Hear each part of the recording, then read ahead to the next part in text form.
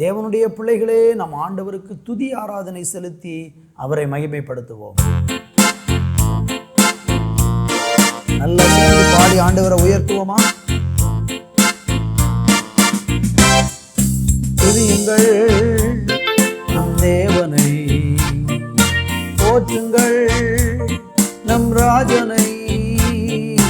துதியுங்கள் நம் தேவனை, போற்றுங்கள் நம் ராஜனை.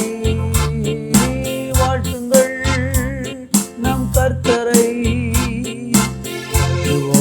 வாழ்த்துவோம் இன்றும் என்றென்றுமாய். போற்றுவோம் வாழ்த்துவோம் இன்றும் என்றென்றுமாய். ஆஹா ஹல்லேலூயா, ஓஹோ ஓசன்னா. ஆஹா ஹல்லேலூயா, ஓஹோ ஓசன்னா. ஆஹா ஹல்லேலூயா, ஓஹோ ஓசன்னா. ஆஹா ஹல்லேலூயா, ஓஹோ ஓசன்னா. அதிசயம் செய்யும் தேவன் பெரியவர், ஆராதிக்கும் இயேசு வல்லவர். அதிசயம் செய்யும் தேவன் பெரியவர், ஆராதிக்கும் இயேசு வல்லவர்.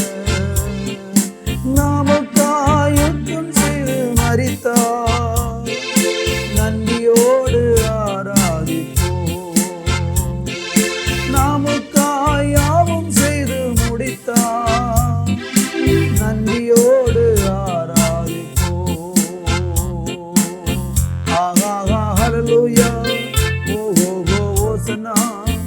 ஆஹா ஹல்லேலூயா, ஓஹோ ஓசன்னா. ஆஹா ஹல்லேலூயா, ஓஹோ ஓசன்னா. ஆஹா ஹல்லேலூயா, ஓஹோ ஓசன்னா. துதியுங்கள் தேவனை, போற்றுங்கள் நம் ராஜனை. துதியுங்கள் நம் தேவனை, போற்றுங்கள் நம் ராஜனை. வாழ்த்துங்கள் நம் கர்த்தரை. போற்றுவோம் வாழ்த்துவோம் இன்றும் என்றென்றுமாய். போற்றுவோம் வாழ்த்துவோம் இன்றும் என்றென்றுமாய். ஆஹா ஹல்லேலூயா, ஓஹோ ஓசன்னா. ஆஹா ஹல்லேலூயா, ஓஹோ ஓசன்னா. ஆஹா ஹல்லேலூயா, ஓஹோ ஓசன்னா. ஆஹா ஹல்லேலூயா, ஓஹோ ஓசன்னா. ஆஹா ஹல்லேலூயா, ஓஹோ ஓசன்னா. ஆஹா ஹல்லேலூயா, ஓஹோ ஓசன்னா. ஆஹா ஹல்லேலூயா, ஓஹோ ஓசன்னா. ஆஹா ஹல்லேலூயா, ஓஹோ ஓசன்னா. நன்றி ஆண்டவரே, நன்றி ஆண்டவரே. துதிக்கு பாத்திரர் ஒருவர் நீங்க மட்டும்தான். உங்களை அல்லாம இந்த பூமியில யாரையுமே நாங்கள் துதிக்க மாட்டோம். எங்கள் துதியும் ஆராதனையும் எங்கள் இரட்சகராகிய தேவன் ஒருவருக்கே நாங்கள் செலுத்துகிறோம். நீர் பிரியப்படும், மகிமைப்படும், சந்தோஷப்படும். இயேசுவின் நாமத்தில் பிதாவே, ஆமென், ஆமென். அன்பு தேவ பிள்ளைகளே, இந்த நாளிலே வாசிக்கும்படியாக பிரசங்கியின் புஸ்தகம் 5ஆம் அதிகாரம் அதனுடைய 10வது வசனத்தை வாசிக்கிறேன். பணப்பிரியன் பணத்தினால் திருப்தி அடைவதில்லை, செல்வ பிரியன் செல்வ பெருக்கினால் திருப்தி அடைவதில்லை, இதுவும் மாயையே. அன்பு தேவ பிள்ளைகளே, இந்த பூமியிலே மனிதர்கள் வாழும்போது, நாம் வாழும்போது நமக்கு எதில் திருப்தி வரும், எதிலே திருப்தி வராது என்பதை ஆண்டவர் நமக்கு இந்த நாளிலே கற்றுக் கொடுக்க விரும்புகிறார். இந்த பூமியில் பாருங்க, நிறைய விஷயங்கள் நம்முடைய வாழ்க்கையிலே நமக்கு திருப்தியை கொண்டு வருவது இல்லை. நாம் இந்த பூமியில் வாழும்போது பல விஷயங்கள் நமக்கு ஒரு திருப்தியை தராது. ஆனால் திருப்தியை தராத பல விஷயங்களில் தான் நாம் திருப்தியை தேடுகிறோம். பிரசங்கி 1ஆம் அதிகாரம் 8வது வசனம் சொல்கிறது, எல்லாம் வருத்தத்தினால் நிறைந்திருக்கிறது, அது மனுஷரால் சொல்லி முடியாது.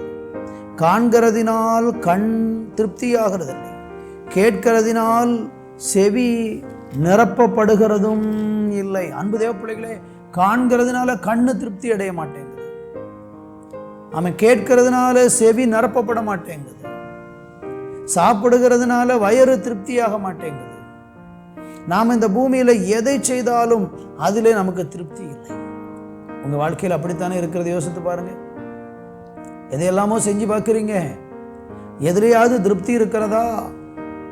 எதிலையாவது நீங்க சந்தோஷப்பட்டு போதும் எனக்கு திருப்தியாகி விட்டது என்று சொல்லுகிற விதத்தில் ஏதாகிலும் உங்களை இன்றைக்கு திருப்திப்படுத்தி இருக்கிறதா என்று நீங்க யோசித்து பாருங்க. பல விஷயங்கள் நம்மளை திருப்தி அடைய செய்வது இல்லை. கர்த்தருக்கு மகிமை உண்டாகட்டும். ஆனால் வேதவசனம் சில காரியங்களை நமக்கு திருப்தியாக்கும் என்று ஆண்டவருடைய வார்த்தை ரொம்ப தெளிவாக நமக்கு சொல்லுகிறது. கர்த்தருக்கு மகிமை உண்டாகட்டும்.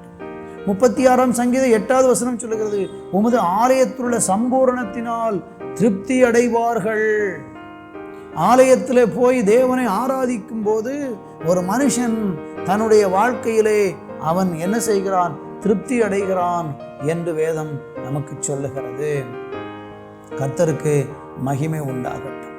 இந்த நாள்லையும் கூட உங்க வாழ்க்கையிலே திருப்தி இல்லாத ஒரு வாழ்க்கை வாழ்ந்து கொண்டிருக்கிறீங்கன்னா கர்த்தரிடத்தில் நமக்கு திருப்தி உண்டாகும். சங்கீதம் 81:16 சொல்லுகிறது, உச்சிதமான கோதுமையினாலும் அவர்களை போஷிப்பார், கண்மலை தேனினாலும் உன்னை திருப்தியாக்குவேன். இந்த பூமியிலே நம்மளை திருப்தியாக்கக்கூடியது ஆண்டவரால் மட்டும்தான் திருப்திப்படுத்த முடியும். உலக பிரகாரமான விஷயங்களில் நமக்கு ஒருவேளை திருப்தி இல்லாமல் இருந்தாலும் ஆண்டவராகிய தேவன் நமக்கு திருப்தி உண்டாக்கும்படியாக சில காரியங்களை செய்கிறாரு. கர்த்தருடைய ஆலயத்துக்கு வந்து பாருங்க, வசனத்தை கேட்டு பாருங்க, தேவனை ஆராதித்து பாருங்க, தேவனை சேவித்து பாருங்க, உங்க வாழ்க்கை திருப்தி ஆகும். பூமிக்குரிய எந்த ஒரு காரியமும் நம்மளை திருப்தி ஆக்காது. கர்த்தருக்கு மகிமை உண்டாகட்டும். நாங்கள் எங்கள் வாழ்நாளெல்லாம் களி கூர்ந்து மகிழும்படி காலையில் எங்களை உமது கிருபையினால் திருப்தியாக்கும் என்று சங்கீதம் 90:14 படிக்கிறோம். காலையிலே உம்முடைய கிருபையினால் திருப்தியாக்கும். கடவுளுடைய கிருபை நம்மளை திருப்தியாக்கும். கர்த்தருக்கு மகிமை உண்டாவதாக.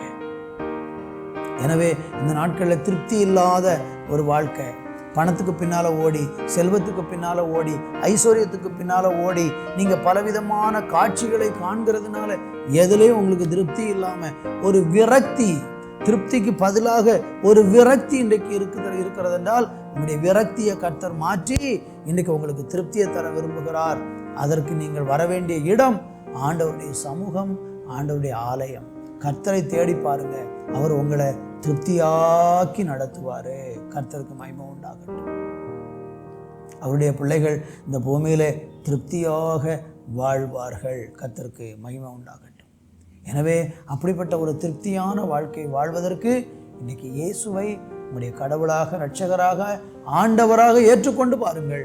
நீங்கள் திருப்தி அடைந்து ஆசீர்வாதமாய் இருப்ப என் ஜனங்கள் சாப்பிட்டு சம்பூரணமாய் திருப்தி அடைவார்கள் என்று வேதம் சொல்லுகிறது. கர்த்தரை தேடுகிற பிள்ளைகளை ஆண்டவர் அழகா திருப்தியாக்குவார். அவங்களுக்கு ஒரு சின்ன வீடு தான் இருக்கும், ஒரு கொஞ்சம் வருமானம் தான் இருக்கும், ஒரு சின்ன சூழ்நிலையில் வாழ்ந்துக்கிட்டு இருப்பாங்க. அதில் அவங்க திருப்தியாக வாழ முடியும். அந்த நிறைவை கடவுளால் மட்டும்தான் தர முடியும். இந்த உலகத்தில் எந்த பணமோ பொருளோ நமக்கு வந்தாலும் எதுவும் நமக்கு திருப்தியை நமக்கு தராது. கடவுள் ஒருவரே நம்முடைய திருப்தி. அவர் தான் திருப்தியாக்க முடியும். நல்ல பிதாவே, இந்த நாளில் திருப்தியற்ற வாழ்க்கை வாழ்ந்து கொண்டிருக்கிற யாராகிலும் இந்த நிகழ்ச்சியை பார்க்குறாங்கன்னா இயேசுவின் நாமத்தில் அவங்க வாழ்க்கையில இன்றைக்கு நீங்க ஒரு திருப்தியை கொடுத்து ஆசீர்வதித்தரணும். இயேசு கிறிஸ்துவின் நாமத்தில் ஜெபிக்கிறோம் பிதாவே. ஆமென், ஆமென்.